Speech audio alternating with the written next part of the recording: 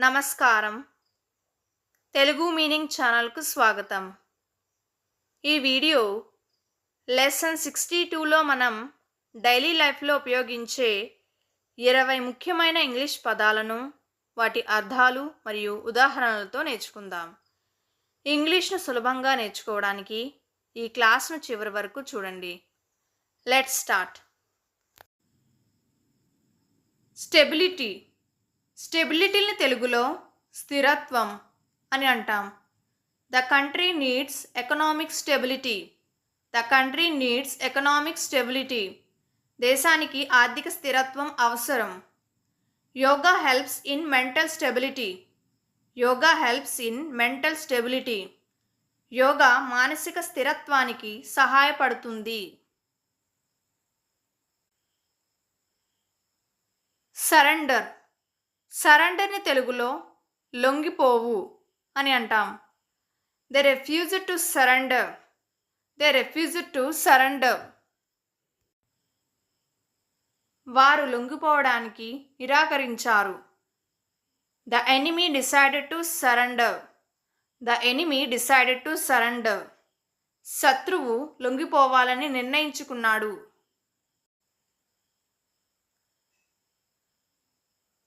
Role. రోల్ని తెలుగులో చుట్టు అని అంటాం. Please roll the paper. Please roll the paper. దయచేసి కాగితాన్ని చుట్టండి. Roll down your window. Roll down your window.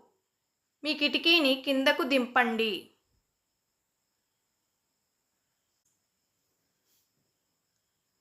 Formal.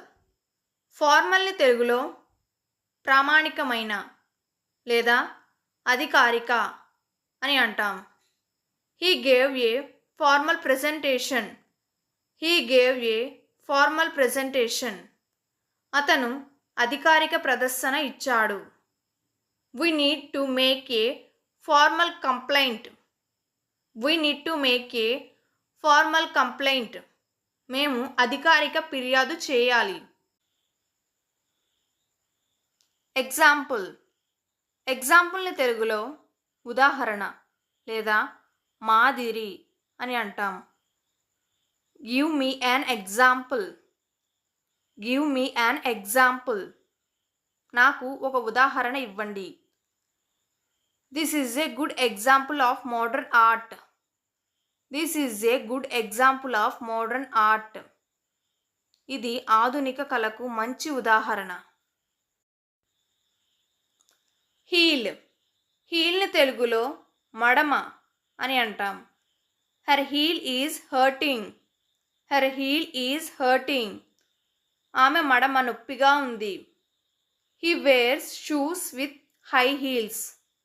He wears shoes with high heels. అతను ఎత్తైన మడమల షూస్ వేసుకుంటాడు. డెవలప్. డెవలప్ని తెలుగులో అభివృద్ధి చెందు లేదా అభివృద్ధి చేయడం అని అంటాం. We need to develop new strategies. We need to develop new strategies. మనం కొత్త వ్యూహాలను అభివృద్ధి చేయాలి.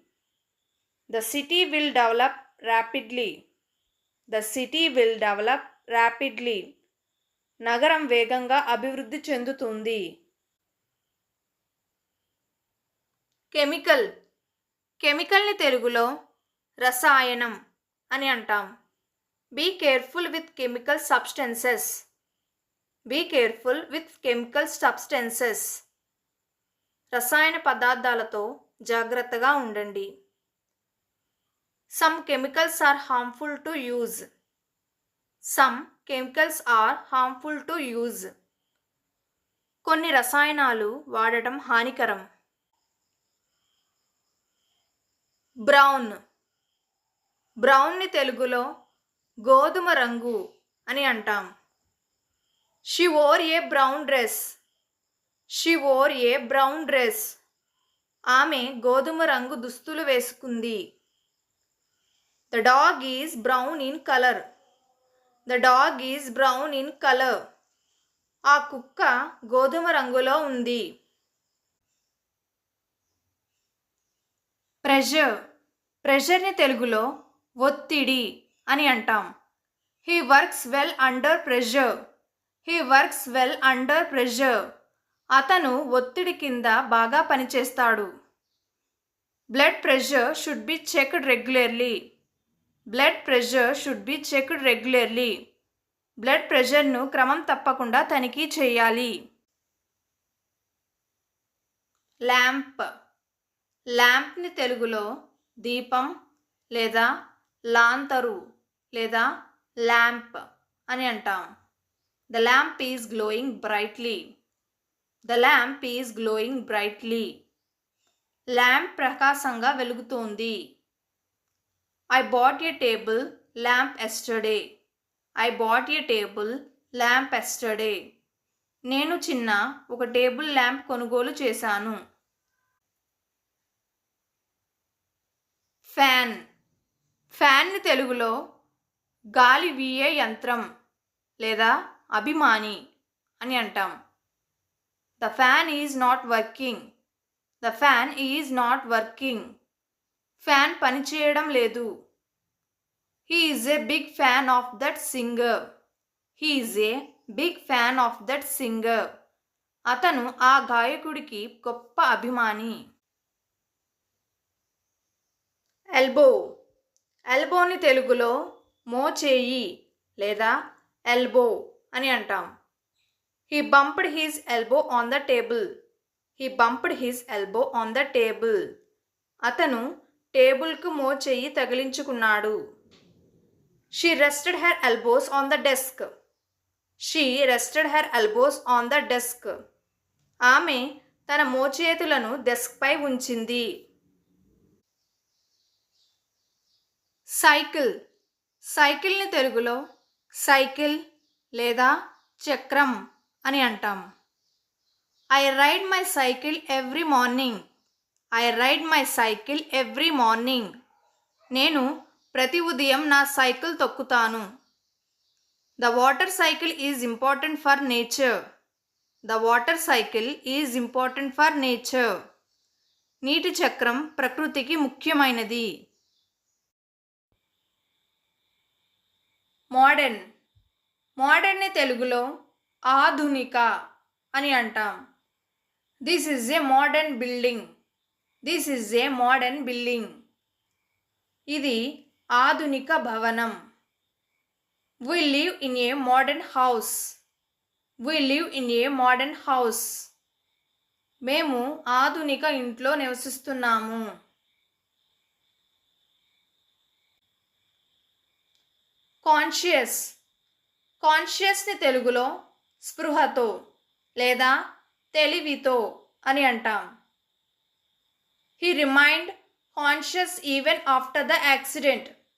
He remained conscious even after the accident. ప్రమాదం తర్వాత కూడా అతను స్పృహతో ఉన్నాడు. We need to be conscious of our environmental impact. We need to be conscious of our environmental impact. మన పర్యావరణ ప్రభావం గురించి మనం స్పృహతో ఉండాలి.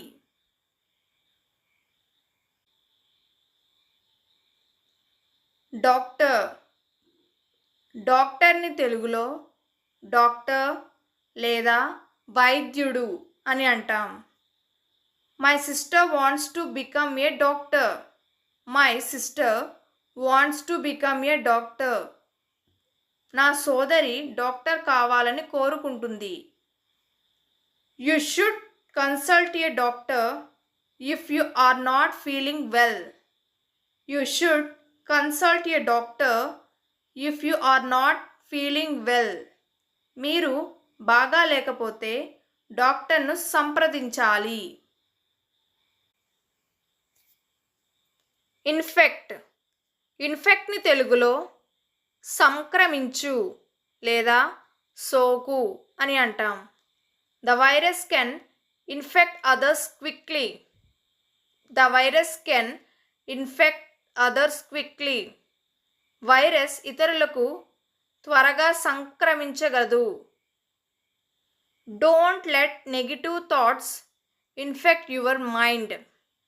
Don't let negative thoughts infect your mind. ప్రతికూల ఆలోచనలు మీ మనస్సును సోకనివ్వద్దు. ఫర్గివ్. ఫర్గివ్ని తెలుగులో క్షమించడం అని అంటాం. Please forgive my mistake. Please forgive my mistake. దయచేసి నా తప్పును క్షమించండి. It's important to forgive others. It's important to forgive others. ఇతరులను క్షమించడం ముఖ్యం. ప్రిపేర్. ప్రిపేర్ని తెలుగులో తయారు చేయడం లేదా సిద్ధం చేయు అని అంటాం. We need to prepare for the exam. We need to prepare for the exam. మేము పరీక్షకు సిద్ధం కావాలి. She is going to prepare dinner tonight. She is going to prepare dinner tonight. ఆమె ఈ రాత్రి భోజనం సిద్ధం చేయబోతోంది. ఈ 20 పదాలు మీకు నచ్చాయని ఆశిస్తున్నాను. వీటిని ఈరోజే ప్రాక్టీస్ చేయండి. మరిన్ని ఇంగ్లీష్ లెసన్స్ కోసం ఇప్పుడే తెలుగు మీనింగ్ ఛానల్కు సబ్స్క్రైబ్ అవ్వండి. Thank you.